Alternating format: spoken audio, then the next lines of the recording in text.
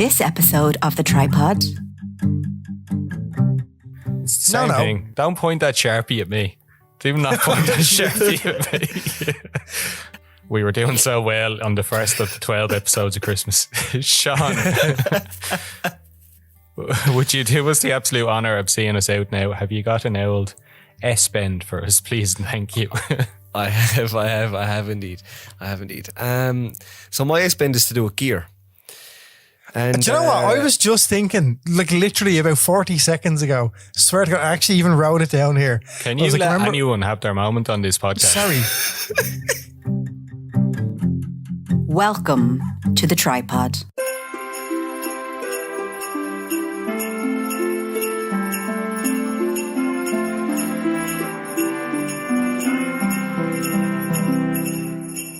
Welcome to The Tripod. Hello and welcome to episode 31 of The Tripod, and it's the first of the 12 days of Tripod, where we will be recording 12 episodes, one every day for the month of December. There is only 12 days in December, isn't there, lads? Huh? What? Episodes. I'm only messing. Hello and welcome to episode 31. It's the 1st of December, the day this is released, so we're officially into the month of Christmas, as it's well known around the world. So we thought we'd try and spice up your lives with a little bit of jingly bells. Come to the world. Joining me today, and will introduce themselves in no particular order, are...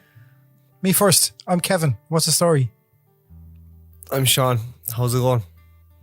And I am Ronan, the hostess with the leastess. In today's episode, lads, we're going to be discussing some lovely things, but first of all, I want to hear all about your weeks. Can I just say, technically, you're the hostess with the mostest, because you've got the mostest hair out of all of us at the moment. Yeah, that's actually a very good point and very well made. Yeah. Well Thank you, delivered sir. as well. Thank you. Yeah. You very probably welcome. have more facial hair as well. I'll Yeah. get in there. You definitely do. I have more hair on my face than my daughter has on her head. True story. Class. My week was fine. Fairly uneventful now. Just working, teaching, all good. Watched the toy show last night. Really enjoyed it. I enjoyed most of the toy show last night, lads. So yeah, we're recording this on Saturday night, so the night after the toy show. Was that like it wasn't about like the fancy PS5s or all the kind of flamboyant toys this year. It was just about like the kids, like, and it was almost a toy show for the adults, more so than the kids. Like, you know, it was so enjoyable.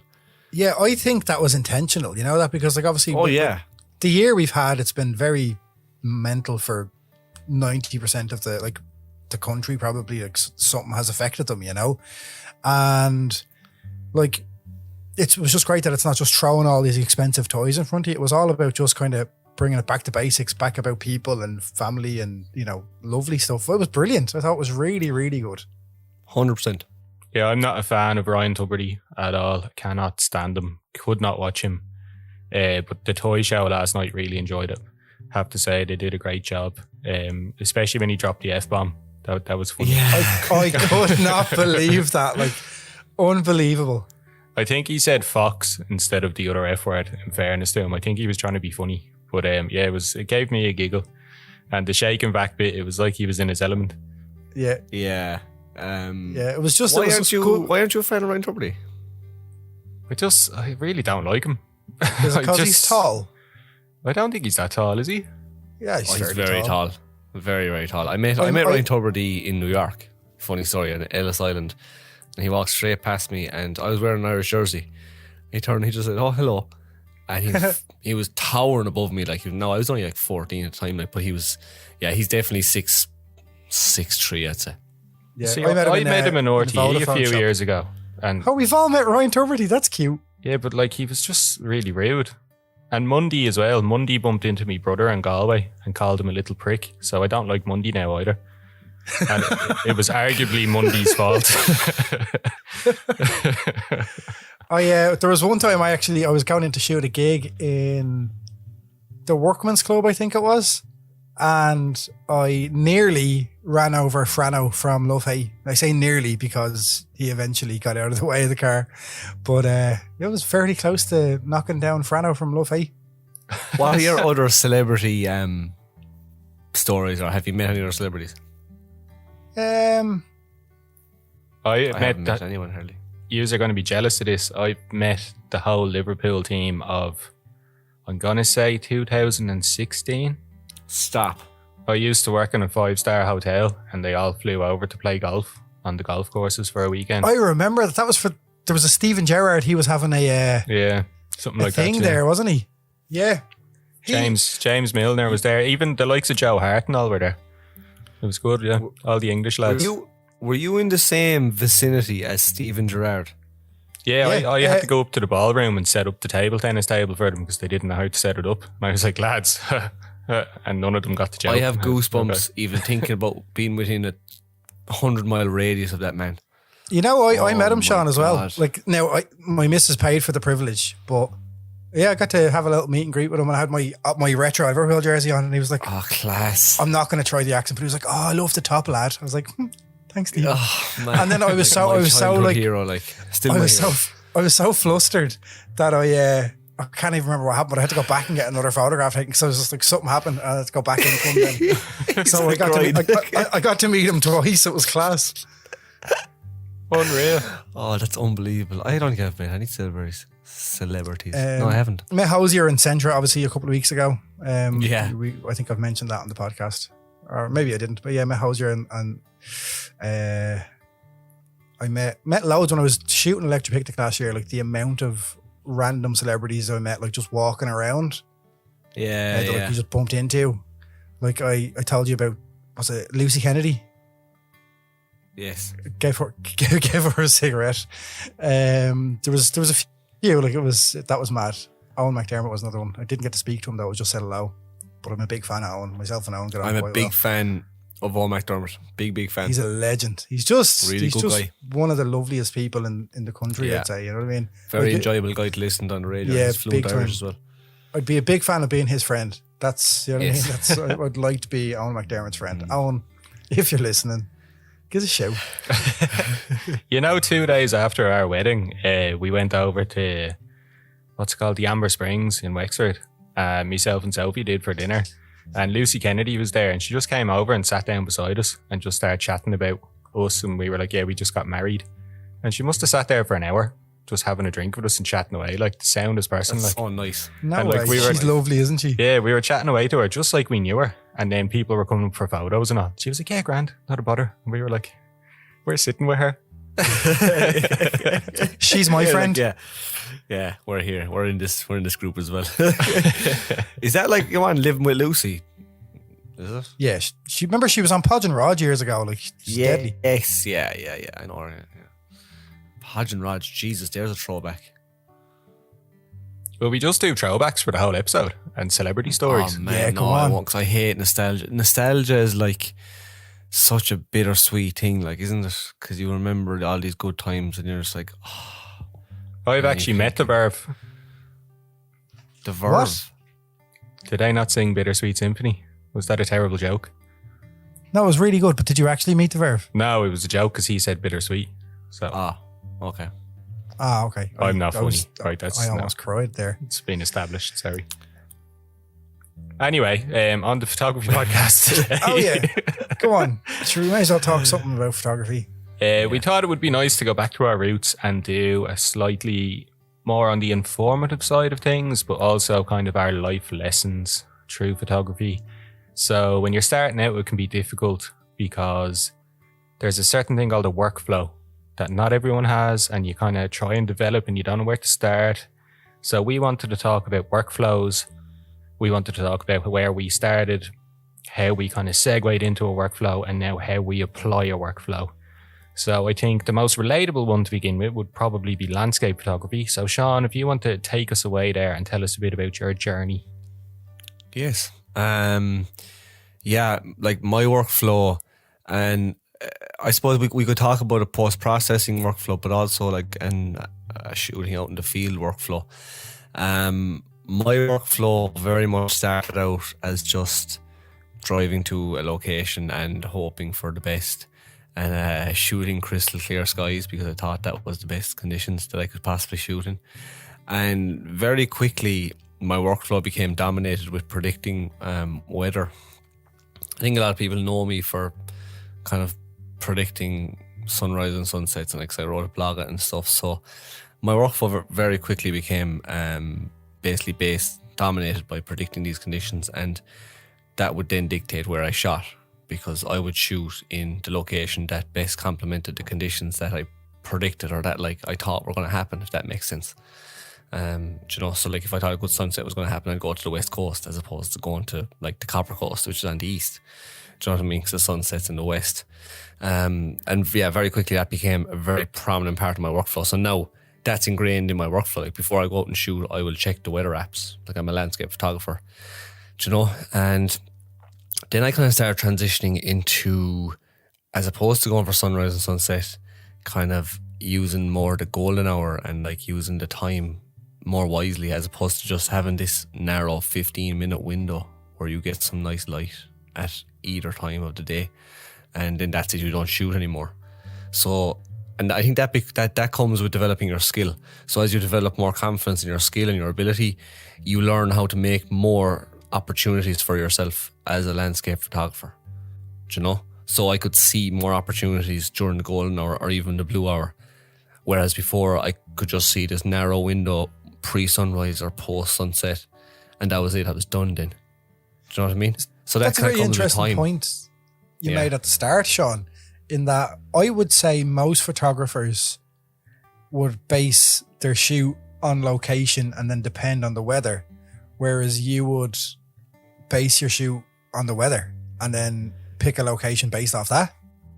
Yeah, exactly. That's how I'd say a large chunk, or most photographers would be the opposite of that, like, because that's possibly. Yeah.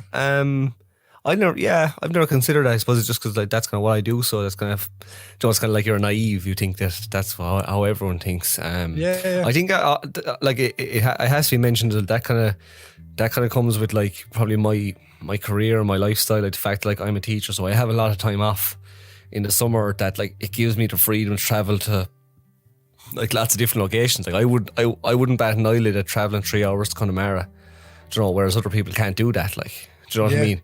So true. That's another consideration. But it's an interesting one. Yeah, that's never thought of it like that. And Sean, when you started out there, what I find interesting is like, because a lot of people start out with that location-based workflow where it's like, I want a shot on the top of Carrantoohil, so I'm going to Carrantoohil, or I want a shot in Connemara, so I'm going to Connemara. Did you find when you were like picking a location that because you were there, if you took a shot, that was it made the cut? Like, yeah, that's an interesting topic. It's kind of like, especially now the way we have so much access to images online, you kind of build up this virtual checklist in your head, don't you? That like, like, I have to get this shot and this shot and this shot. Yep. And yeah, at the very beginning, and I've spoken about this before, like when you're starting out, yeah, you will go to that place and kind of, tick, I got that shot, and you're happy. But then it's the same thing as you progress and build, you become more creative, and you're kind of thinking, right, well, I want to be original here. So I don't want to get that same shot that everyone else has gotten. But yeah, it is very much like, I have been to locations like Guggenbarra, for example. Like, I've gotten some of my best images down there, and it kind of, I don't have the same drive to go down there now again. Do you know what I mean? Yeah. Because I've gotten good stuff down there already. Like I want to shoot in the snow. That's kind of like where I want to where I'm at now with Guggenbarra, But that's an interesting one. It's kind of like, you don't really want it to become like a tick the box exercise or tick off the list. I can confirm that Guggenbarra is one of my tick the box exercise lists. Yeah.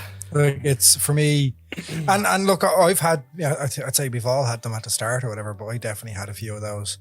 That, I suppose the fact that you got the shot kind of overrides the quality of the shot in some instances, you know what I mean? Yeah. It's just like, right, I've been there, I've shot that, forget about it now. You know what I mean? Whereas realistically, some of the places that I've shot maybe could have been like 3 years ago at this stage, where I was shocking. Like compositionally not too bad, but like editing and all of that kind of stuff, horrendous. So like, I know full well that obviously had I kept my raw files back then, I could have maybe done something, but that's a different story altogether. But like, I know for a fact that if I went back to a lot of the places that I shot back in the day, I'd do them an awful lot more justice now, which is you see that's sweet as well.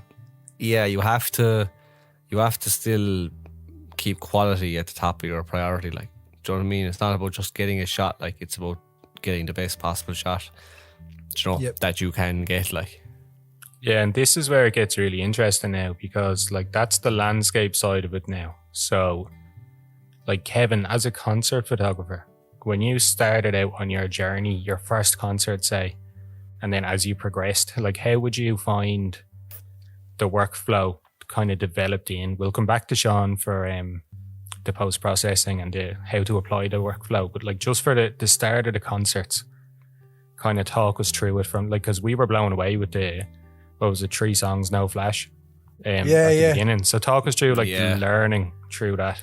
So there actually was an awful lot of learning involved. I mean, like the first couple of gigs that I was at, that I was attending to shoot, it was just kind of spray and pray. Yeah, I mean, it was just like take as many photos as you possibly can in that 3 song, you know, time frame, and just hope you got some good ones, you know. And I remember when I went to the Una Healy gig, which was the first ever one, I wasn't 100% comfortable shooting manual at the time, and like I remember probably halfway through the first song, I was panicking because they were all crap.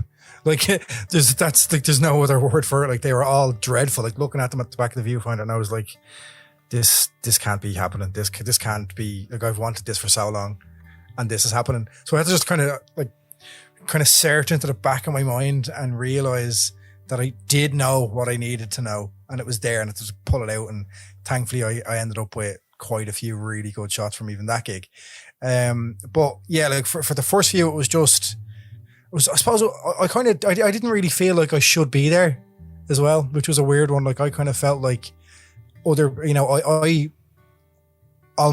jumped a few steps in the ladder almost, you know, because a lot of people say they started off with, you know, just in pubs and, you know, a local band and that kind of stuff. Whereas I had Una Healy, AJ Tracy and the Riptide Movement as my first 3 gigs. Yeah, you know, small fry, like, you know what I mean? Like, so I kind of feel like I jumped a few rungs on the ladder almost. So I was like, you know, should I take a step back? Should I go back, like stop aiming so high almost?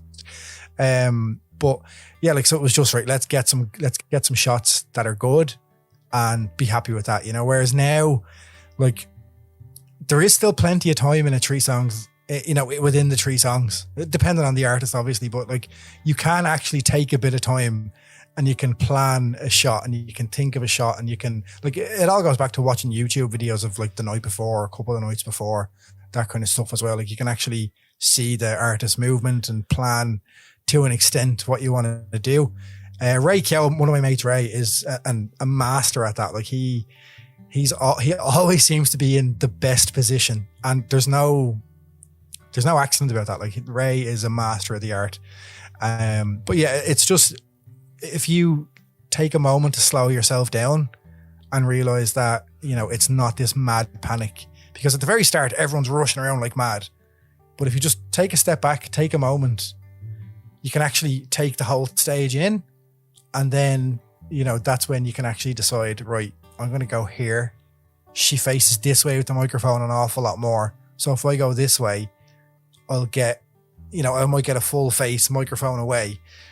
So it's just, yeah, like with concerts, it's just take a moment, you know, I literally just take a breath, have a look, and kind of suss out the situation before you go snap happy. That's so which can be interesting. dangerous. Yeah, that's like planning that's like me planning where the light is going to come from, or planning what direction I could shoot from. Like, yeah, it's like checking the weather forecast. Yeah, except you go on to YouTube. Yeah, it's the exact same principle. Like, you know, just a different genre of photography. Like, never even thought of it, Kev. It's it can be, and like sometimes that goes out the window as well. Like, so it's, you know what I mean? Oh, absolutely, yeah. Like sometimes I'm out on the top of a mountain or whatever, like, and just snap. Like, do you know what I mean? No planning involved at all. Like. Exactly. But like, no, even you could do all the planning and then all of a sudden, like, they start with a different song. Like, because the very odd time that can happen as well. And you're like, oh, all right, then that's that But you just have to adapt and overcome, as they say. But yeah, look, generally speaking, it's like, you know, you want to get a couple of them coming out, you know, walking out to the stage, like, you know, as they're entering the stage or whatever. And then it's just, right, take 10, 15 seconds and just like quickly scan and see what the crack, you know, see what's going on. And then you go, then off you go. And then it's back to the bedlam again then, so. In a lot of ways now, starting out in wedding photography was similar, because like you said, spray and pray there, Kev. And my first wedding I think I filled 3 memory cards or something. I hadn't a clue what I was at. So it was like, if I shoot everything, there's an old saying, if you throw enough shite, some of it'll stick. Yeah. And that has stuck with me for life. It's actually a great saying. But it was just the spray and pray technique.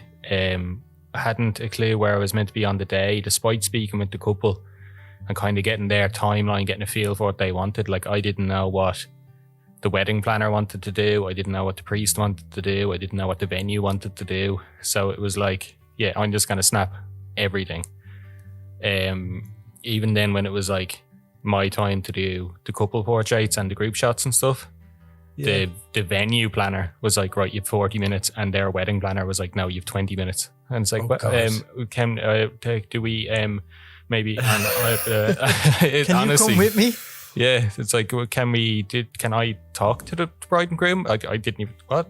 It was just like, but like, it's the developing steps from that then, where like, first of all, is every wedding the same? Could I learn like a kind of a routine in terms of like, is the ceremony the same? And then I learned to get in touch with the celebrant, and they'd be like, okay, ceremony's going to be X amount of minutes, and they're doing a hand tying ceremony. I'm like, what the hell is that? Oh God. They're doing the sand pouring. It's like, is that outside? Is there a truck? I don't know. You know what I mean? But there was so much to it, but we'll get into the progression and the workflow anyway. But back to Sean for the landscape one. In your early days, Sean, obviously it went location, then you went into predicting the weather. Now you find that you're getting the best possible shot as a result of that. So where do you go next? Like, how have you implemented a workflow into your landscape photography? Yeah, that's a funny one. And it's something that it's like a blessing and a curse, because it often drives you into a rut, because you're kind of thinking, you know, because you're conflicted, because you're thinking, well, I've gotten that shot already, so I'm not motivated to go out now and take it again. Do you know what I mean? So like, you're in this conflicted place where you're like, I enjoy being out with the camera and taking the images, but I also have this burning desire to be creative and original, and I don't feel like fulfilled as a landscape photographer if I'm not creating original images. Do you know what I mean? So I suppose to answer your question, where I'm at now with a workflow, is I'm still, the first thing I do is I try and find images I've never taken before. That's like my first point now. Like, where have I never shot before? Or if it's a case of, okay, I've shot here before, what haven't I done that I haven't shot previously? So now I have a drone, so I'm gonna probably return to a lot of common locations and shoot them with a drone now instead. Do you know, Cannot wait sense? To see them. Buzzing for that. So that's kind of where I'm at now with my workflow. Now, it's also very important that you don't get stuck in a rut in doing the exact same thing, exact same workflow. And this kind of applies more to the post-processing side. Will I talk about the post-processing side? Yeah, no, tell us everything that has helped you, yeah. So it's very easy to get stuck in the same post-processing of import, a set amount of adjustments, bang, bang, bang, and that's it, that's your image finished. Whereas you have to understand how different post-processing techniques can complement and further different images and different styles of landscape images. Do you know what I mean? So like, I don't know, like a basic example, if you have really strong side light, a post-processing technique I always use is like a radial filter over it to enhance it and soften it and stuff like that. Whereas if you took an image in the blue hour, your post-processing workflow should be quite balanced and have a nice gradual transition in tonal range, you know. So basically my workflow now for a standard image, it's imported onto my computer. So I create a name. So let's just say, I don't know, Galtee Mountains, whatever, 24 to the 5th, 19. Import the images, import them to Lightroom, do some basic adjustments. So I nearly 99% of my workflow is exposure blending. So I will adjust the 2 or 3 files that I'm going to exposure blend so that they match up, so that the blend is natural. Do you know what I mean? You can't blend 2 images if the 2 images are too like contrasting or difference in luminosity. There's too much of a difference. So adjust them. Then I go into Photoshop. I blend them. I export them onto a smart layer. And I go into Camera Raw and I do all my color correction and all my grading and everything like that. And I do whatever effects I need to do in Photoshop. Back into Lightroom. And that's where I just catalog. After that, maybe I do a bit of cropping in Lightroom after that, but other than that, it's just cataloging. And that's my post-processing workflow. I always export a high-res copy then to a folder like 2020 edits or whatever like that, just if I'm just so I have a backup of that, because I lost a lot of images 2 years ago when my computer wiped, you know. So. And Sean, how long would that whole process take you? I know it's hard. I know that's like a how long is a piece of string question, because depending on the image, of course. But like your average, what would it be from you importing the photos to getting that final high res image saved in your 2020 folder? 45 minutes to an hour. That's not bad. Yeah, like that's pretty good going. Yeah, that's for one image, like we'll say. Yeah. That I was working on, like, yeah. And that's kind of like, I often do quick edits and then come back to them. Do you know what I mean? We've spoken about that, but if I was coming to an image with fresh eyes, never looked at it before, 45 minutes to an hour. Yeah. Happy days. Yeah. So, Kev, no pressure, but that's quite a versatile workflow, I would say, that Sean has there, and he's quite methodical. How does it stack up for you now, going from starting out as your first ever I Didn't Belong There to, like, how was the progression? And tell us a bit about your workflow now. So I would refer to mine as kind of organized chaos, because, you know, like I'm not the most organized person in the world.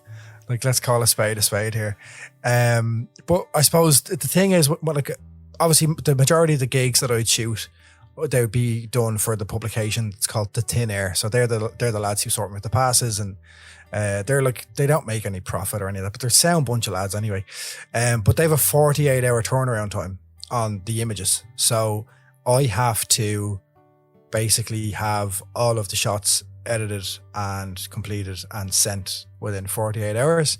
So really, that actually does kind of help with focus, first of all, because once again, that's not one of my strongest points in the world.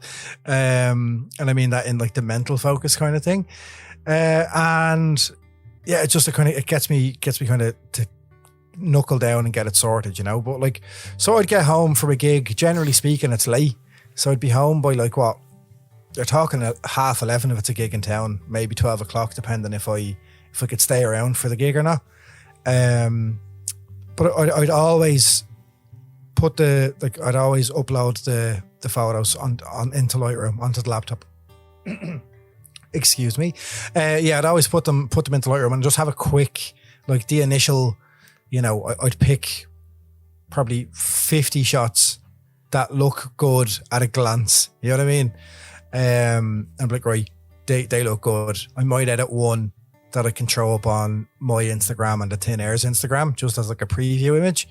And then really it's the next night I'd have to edit the rest of them. But generally speaking, it's actually not that difficult to edit like a batch from one gig, because depending on who it is, like if it's a singer-songwriter, you know, one person, one guitar, one spotlight, it's the same shot pretty much over and over again anyway, so it's grand. If it's someone like Sigrid, there was the backdrop, which was actually, it was like an interchanging backdrop, so that was quite not a difficult one to edit, but you know, you couldn't just lash on, you know, your ready-made preset that you made from the first shot you edited and, you know, have your general adjustments. Then that would take a lot more time. But generally speaking, you get away with, you edit one photo, you correct the color, you create a preset. Like all my presets are stupidly named as well. It's like gigs purple, gigs green. Like, because purple is it's a predominant color in concerts, and they're just horrendous to edit. And like, I finally cracked it. Like, I've got a fantastic one, and it was just a matter of playing around with all the different elements of what can change the color in a shot. So your HSL, everything. Like, it was just to finally cracked it though. But yeah, like, it's gigs purple, gigs purple, gigs color, gigs green. There's a lot, but they're all the same, like gigs, and they're actually A gigs, so they're up the top. Pure laziness, but it's A gigs green, A gigs purple. But yeah, so like, generally speaking, you find one image. Like, I always edit the best image first. Edit that first. Create the preset off the back of that image that I've edited myself. Call it like A Sigrid, and then like, I'll generally put that on the rest of them. But I'll still then edit the rest of them individually as well. Just want to give it a kind of continuous look, Yeah. That's very interesting. Yeah, it's similar in the weddings. Like, first of all, with the weddings, I went and I developed a proper shoot list, and then started to meet with my couples more to discuss their day in depth, and I'd also meet the celebrant. So going into the wedding, there was none of this, hi, who are you? Can I talk to them? I'm just going to snap a couple of pictures in the corner here, if that's okay, thanks. It was like, I had a lot more confidence. Almost like Kev said, he felt like he didn't belong. Like, you you grow into the role and then you make it yours. So once I got that out of the way, I found the first wedding, I took thousands of photographs, and I delivered, I think it was something like 230 photographs out of thousands. Less than 10%, I'd say, were actually finalized and edited, and it took me, I think it honestly took me nearly 3 months to go through them all, because I was going through and I was processing every photo, and I was being like, will I keep that, will I not? I had no way of cataloging. So we've evolved a wee bit since then, and now, like, the last wedding I did, I only took 1,400 photos, but I delivered over 400. So, and that was me being critical as well. Like, so I've learned to pace myself, to know where to be, like, to know when the first kiss is going to be and stuff like that, which is actually different in COVID times as well, because they've sped up the ceremonies and cut some bits out. So like, the first kiss happens after the first 10 minutes of the ceremony, whereas it used to be like, you do rings and all that and the kiss is at the end. So like, really? Learning things like that, constantly adapting and being on the go, that allows you to pace yourself, take your time, put more thought into a composition, because you're there, you're lined up. So I'm taking less photos, but I'm actually producing more finished product. And when that gets back to the edit, then I also have less work to do. So when I get them back, the first step is to get them into Lightroom. Once they're in Lightroom, then I can go through, I go through every single photograph. When I'm importing them, I import them with one-to-one previews and smart previews into a brand new catalog, so they load quicker. So I can then, with the loop deck, put them into full screen view and just go next. And if I pass one I like, I hit C1 on the loop deck and that picks it. So then at the end, when I've gone through them all, just literally tap, yeah. No, go the whole way through. And then I go up to attribute and hit the little flag. And there's all the ones I want to work on. From there, I go back through them again one more time and apply my preset, which gives them all kind of the same look based on sharpening, noise reduction, curves, any particular color adjustments that I have in my image. And as I'm going through them, then the only sliders I worry about are first to tidy up the crop, and then I balance the exposure with the highlights and the shadow sliders. So that gets done for every image, but it's a nice quick process because everything else is done. From there, I export them all and put them through a batch in Luminar, which applies a signature look. That takes possibly 2 or 3 hours. Once Luminar spits out the TIFF files, they go back into Lightroom where they're exported as large size JPEGs, and those JPEGs then run through Photoshop, and I actually go through every single image in Photoshop, and like if no work is done, just close it again. So it only takes a second. It's just quick look, close. Okay, I need to remove a lamppost in the background in that one. Remove that lamppost. Save that, boom, keep going, next, and that's it, done then. That's the entire wedding, pretty much automated bar the first step and the last step. So I've taken it from close to 3 months on the first one. By perfecting this workflow, I can do it in 3 days. Possibly quicker if I had more time to sit in front of the computer, but Jesus. Yeah, that's the power of a workflow. Can I ask you, Ronan, in terms of your, you said you put it through Luminar there for your signature look. Do you have to create a preset in Luminar that applies to all those images then, is it? Yeah, it's essentially the same as a preset in Lightroom, but what I did was I took like a random photo from all of the weddings I've ever done, and I opened them all up together, and I didn't adjust any of the exposure or anything like that.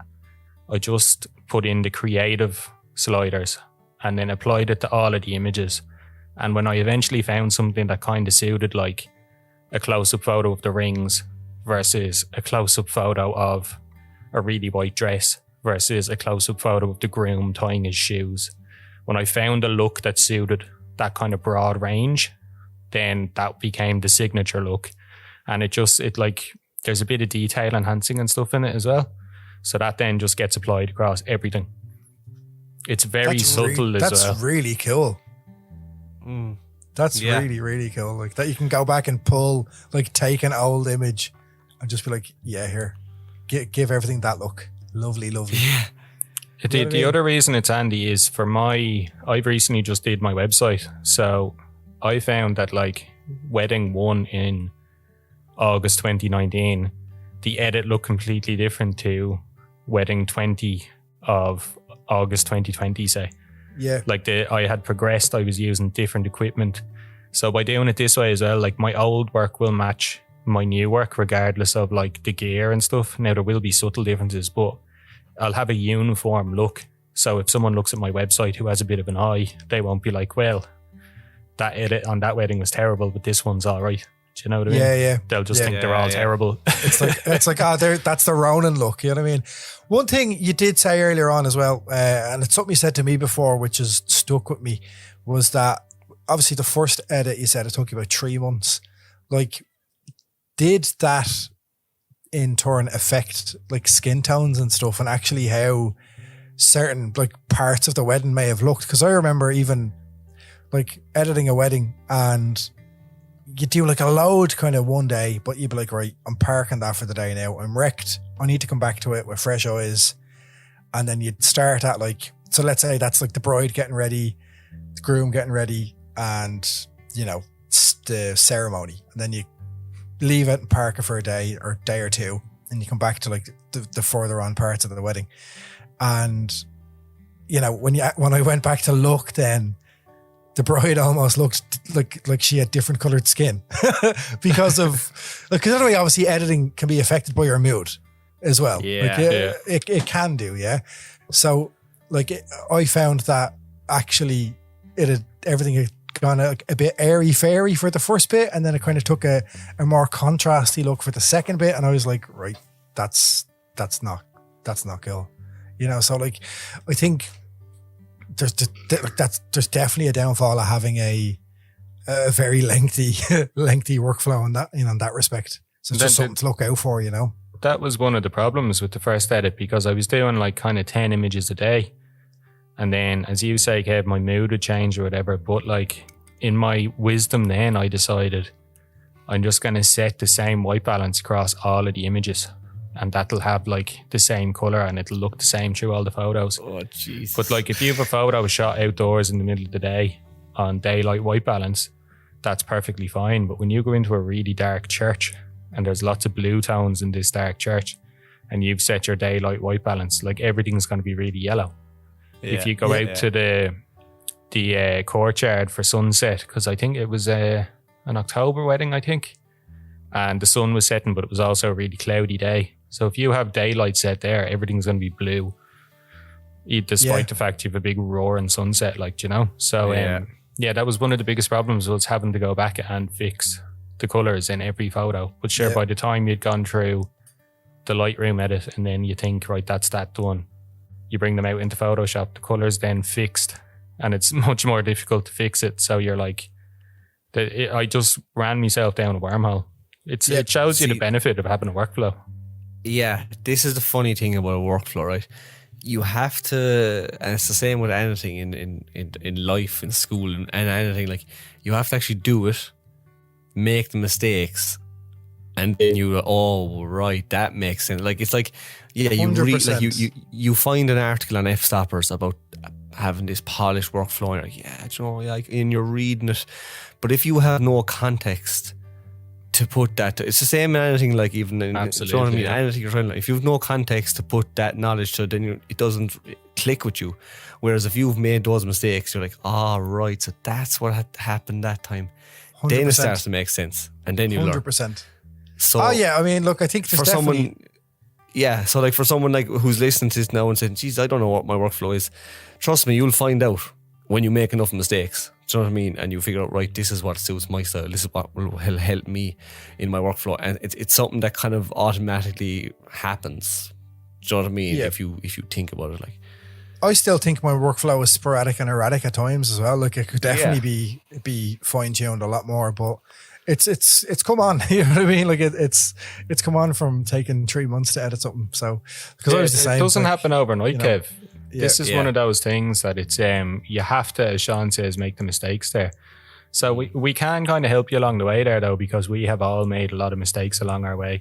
We're all at different stages of our journey. So we'll start with you, Kev. What would be your one top tip for kind of developing your workflow? Like, what's almost an essential mistake you would recommend someone make it so they could learn from it? An essential mistake. I would say kind of try get it done as close together as possible. I really think that's important, because if you're shooting, I suppose, like, look, if you're doing landscapes, it's different, because generally speaking, you know, if you go to a location, you're only there for half an hour or a couple of hours, so you could kind of get away with, you know, having them all kind of look the same or similar.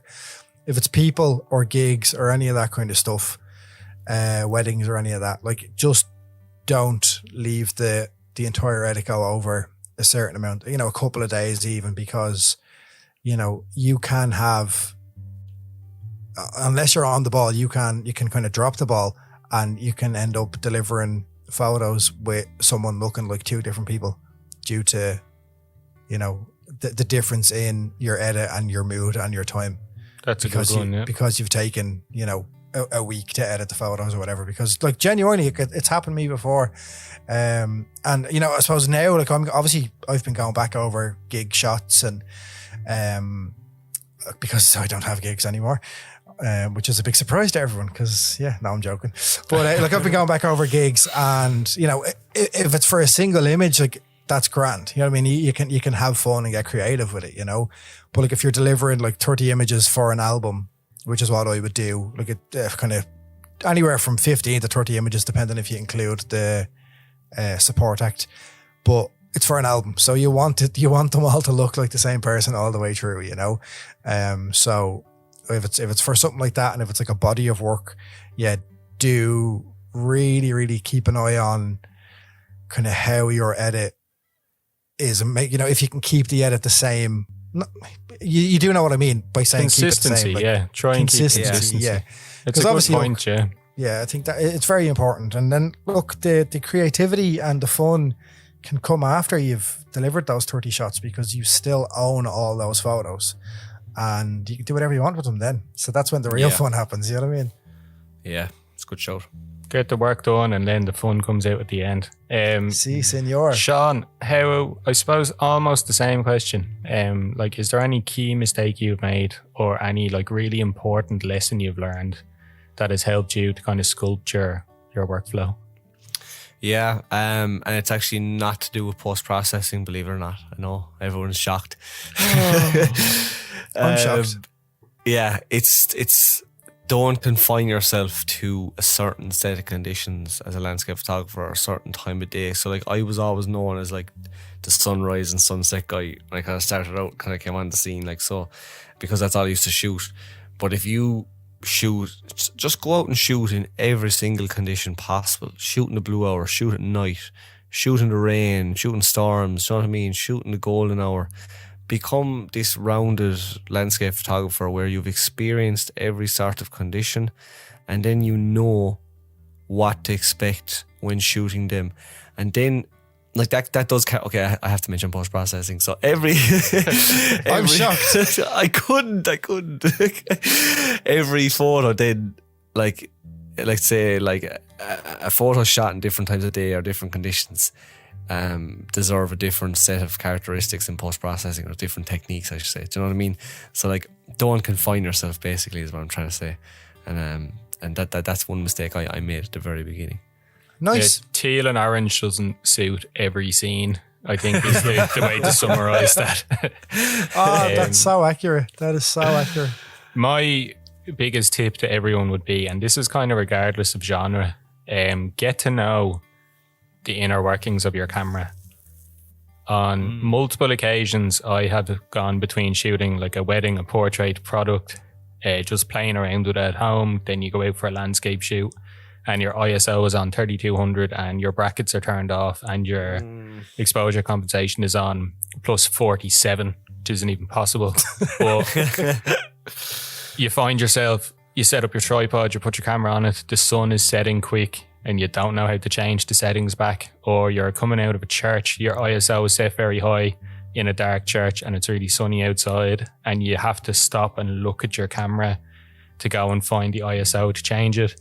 You've just lost a really important part of that wedding. So one of the most important things you can do to sculpt who you are as a photographer is become one with your camera.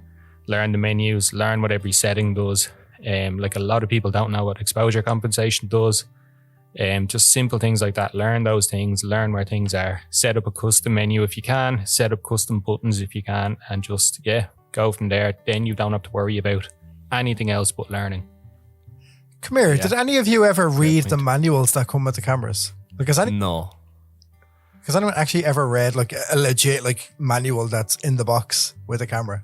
The instructions to find, like, when I was starting out, what does BKT mean? Hadn't a clue. Yeah. Or what is rear curtain flash? Hadn't a clue. Yeah, I'd read it for that, yeah. Here, listeners, if any of you actually bought a camera and before you started using it, like sat and read the instructions, let us know, because I definitely do not have the patience for that carry on. I am with anything in life, like if it's putting together a doll's house or if it's, a camera or anything, it's just like, look, I'll try it, and if I need to look up something afterwards, I will. You'll Google it. But generally speaking, I'll just give it a bash and see how I get on. Like, and that's just me with everything, though. You know what I mean? I was trying to be nice to you in this episode, Kevin, and you've just instantly diluted my point to the point of no return. So thanks for that. I appreciate it, bud. I didn't dilute your point. I gotta just now get away from you, Kevin, because I tried so hard. I'm gonna go over to we were going Sean. so well. It was lovely. I was just like, just in general, like, you know what I mean? I made this point and you're like, don't read the manual. Who could do that? No. Learn your camera. Kevin, there's a difference between learning your camera and reading the manual. Like, I've never you read either my read the manual. manual that comes with your camera, or you Google it and read the manual online. It's the same thing. Don't point that Sharpie at me. Do not point that Sharpie at me. Actually, while we're on the topic of Kevin, that photo I just won't host. That's fine. Use work away, lads. Go on. Kevin, that photo behind you is so crooked. It's affecting my OCD. Okay, that's better. Sorry, so it was your phone that was crooked. It's Kevin that's crooked. Kevin, okay, he has a ring now. neck. Okay. Is that what it's called? There A we ring go. neck. Right now, that's enough of this now. Wished. We were doing so well on the first of the 12 episodes of Christmas. Sean, would you do us the absolute honour of seeing us out now? Have you got an old S-bend for us, please and thank you? I have indeed. So my S-bend is to do with gear. And do you know what? I was just thinking, like literally about 40 seconds ago. Swear to God, I actually even wrote it down here. Can you let anyone have their moment on this podcast? Sorry. I was just like, Can you just show me when you wrote it down. I have to see this. Are you hosting or am I hosting? Like, you can't really see that. Mayhem. Remember in episode 1. Why does it say mayhem in your notebook? Forget about that. Remember in episode 1 when Sean told Lucy he was a big gearhead? That just popped into my head about 30 seconds ago. Lucy, who is Lucy? Yeah, remember he was like, I'm a big gearhead. It's gone to pot. Yeah, my explain is about gear, and it's a very simple question. At what point in your photography, and we'll call it a workflow since we're talking about workflow here. At what point in your photography workflow do you decide I need to upgrade my gear? It's a funny one. That's a good one. Yeah, I like that one. Yeah. I remember my first upgrade was, well, I went through kind of a couple of bodies, but like I went from cheap body to cheap body, so there was no noticeable difference. But when I decided that I was like, yeah, I'm going to take this seriously, I'm going to get gear, I went from the kit lens to the 10 to 20 f4 Sigma wide angle, the crop sensor wide angle, and kind of like loved it at the time, thought it was great. Went up to f32 and I was like, that's deadly, I can get really long exposures, I don't need ND filters. The diffraction. Yeah, exactly, yeah. I was taking images, I was like, why, like they're all hazy, it looks like someone rubbed Vaseline on the photograph, like. But yeah, that's kind of when I twigged it, because I spent the money and then went to investigate why having spent money was this amazing lens that cost €250 not making me take better photos. So that's when I kind of knew, now I need to pursue proper gear choices and I need to actually look into it more. Do you know what I mean? And from there you learn about diffraction, the sharpness of the glass of certain brands. I didn't need a 10 to 20 because I did not like shooting wide, but I was like, this is deadly, I own a wide angle, I should shoot everything wide and then crop it right into how I like the way it looks. Do you know what I mean? Yeah, it's kind of like you're going to get as much into the scene as possible and then you'll be able to pick out exactly what you want. Exactly, yeah. But like, so naive, like little old Ronan didn't know. I was like, I couldn't crop into like 10%. A 2 megapixel. Exactly, yeah. But yeah, that's interesting. I learned from going from my first upgrade, I learned the lesson of making informed gear choices. And kind of, again, it comes down to your workflow and your style. Like you make a mistake and then you learn. Like I learned that I prefer 24 to 70, but at the longer end, closer to 70. And then from that, I was like, right, 70 to 200. And now I have everything I need, you know? Ronan, you've given me so many tips, you know, like, so I'm just thinking here again of another tip that you told me. I'm like, Jesus, man, you're like a fountain of knowledge or something.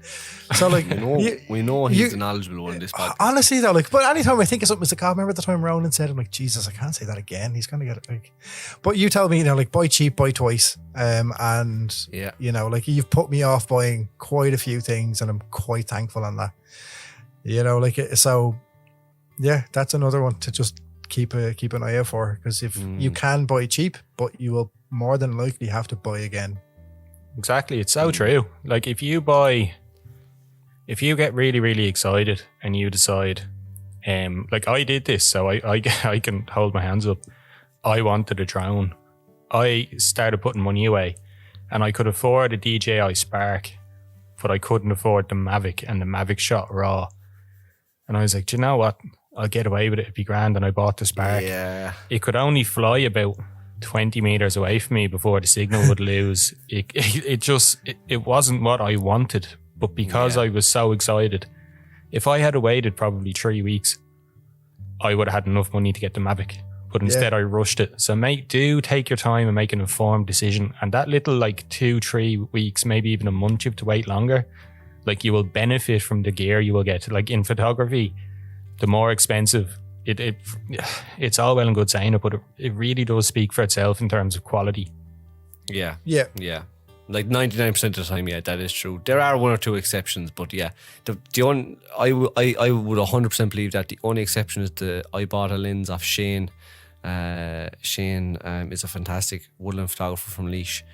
I paid €350 for a 7300 AFP Nikon lens, and it's tack sharp. That's the lens I took that Doolin photograph with.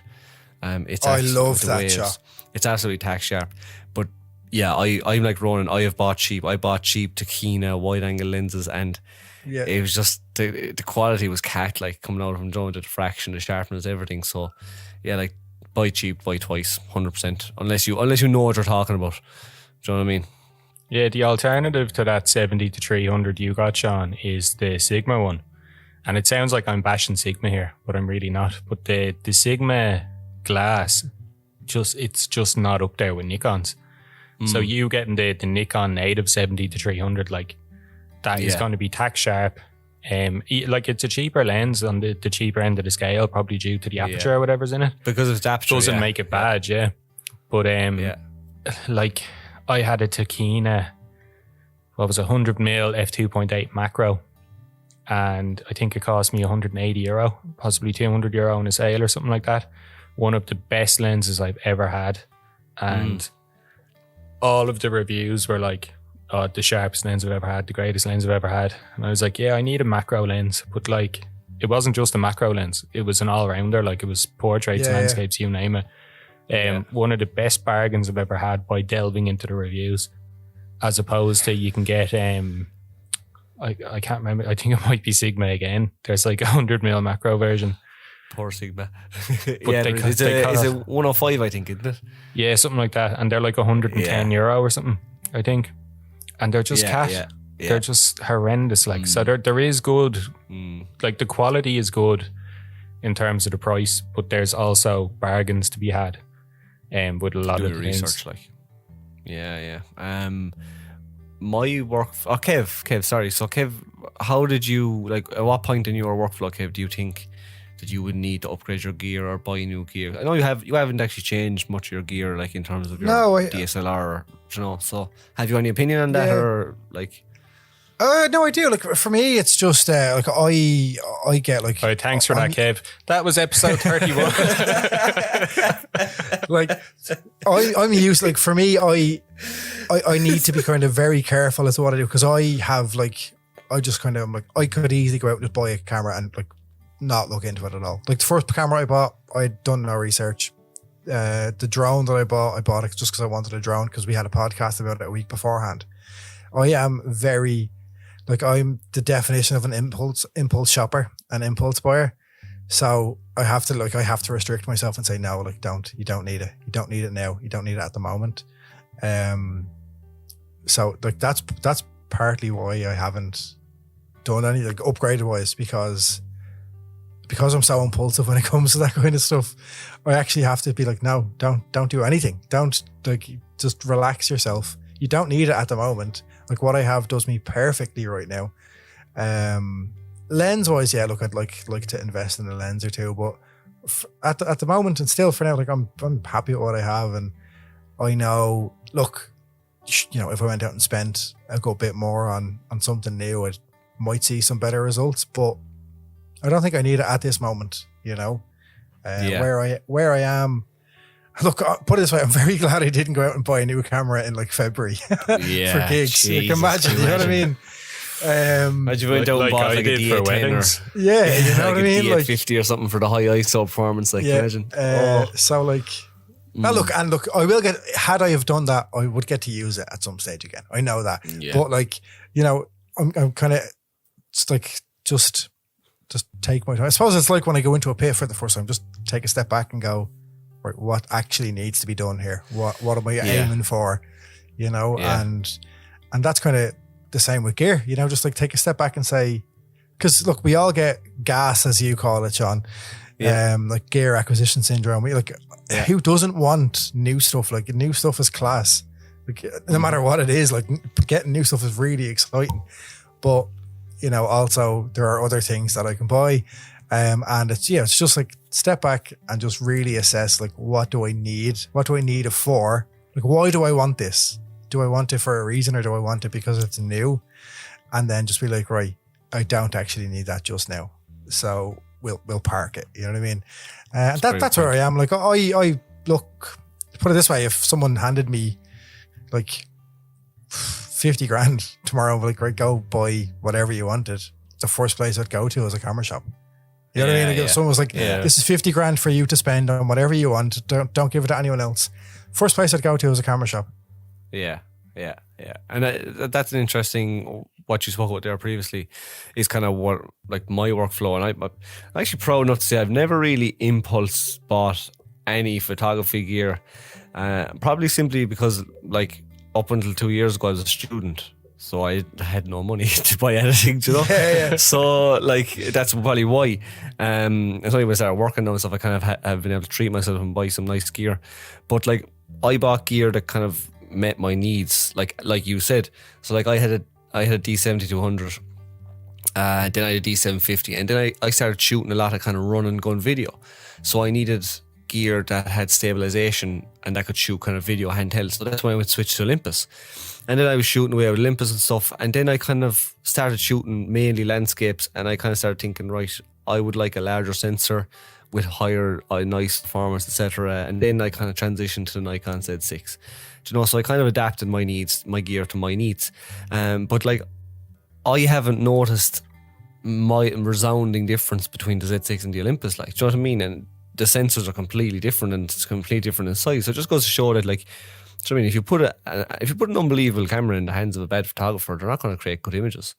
Yeah, and vice versa. I mean? And vice versa, like, do you know. So for me, like, I'll feel the need to upgrade gear or buy new gear when a need arises. Do you know what I mean? So like my next purchase will be hopefully the 20mm f1.8 Nikon lens specifically for astro work. Do you know what I mean? So that's kind of where I'm at with my gear. But it's an interesting topic. Like if I had lots of disposable income, of course I'd go and buy a Nikon Z6 II right now. Like, do you know what I mean? Because it looks phenomenal. Like, but gear is an interesting one. It's something that can often take over your I suppose it can interfere with you actually learning the fundamentals, you know. 100%. Like Big you can time, interfere with your progression. So that was my S-Pen. I know we're kind of caught for time, but that was my S-Pen. Kind of an interesting one. I'd like to hear what the listeners think on that topic. Like at what stage of your journey do you feel the need to upgrade your gear or buy new gear? Put it this way, just one final note, just because the way you phrase that again. Like if I were pulled onto a tour, I would then upgrade. You know what I mean? Like that for me, that's probably like, even if it was a mini Irish tour with like 5-6 dates, but it was all backstage, all access, that kind of thing, I'd probably look at upgrading then, because I feel I would need more. I'd need something wider and sharper and that kind of stuff for backstage, and so like it's all depending on your needs, and it should be based on your needs and not your wants, I feel. Yeah, needs must. That was a lovely little S-Pen, lads. So that was a lovely episode. It was a great little episode, wasn't it? A nice flower. Yeah, that's what we called him here at Tripod HQ. A flower. That was a flower. Yeah. And we've never said that before. I can't believe planned episode.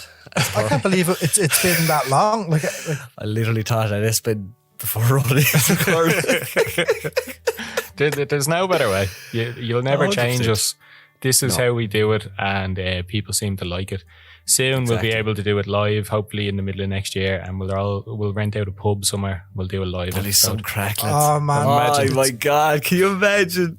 But for now, ladies and gentlemen, that was episode 31 of the Tripod. Today is Tuesday, the 1st of December. The round 3 of the Tripod All Ireland is kicking off tonight on our Instagram.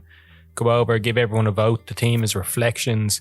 If rounds 1 and 2 are anything to go on, the talent is going to be absolutely phenomenal. So head over to our Instagram tonight. 8 o'clock the voting kicks off in round 3. Other than that, thank you for listening. Sean, thank you for being here. Kevin, I nearly made it an episode, so maybe next week. So close. So close. Thanks for listening again, everyone, and we'll see you next Tuesday. There you have it, folks. Another episode of The Tripod. If you did enjoy the podcast, please consider leaving us a review on iTunes. And you can always subscribe to the podcast. And if you want to listen to more episodes, head over to www.tripod.ie, where you can find us on our socials, which include Facebook, Instagram, Twitter. Okay, Ronan, that's enough. Be on Snapchat and TikTok. And Okay, thanks.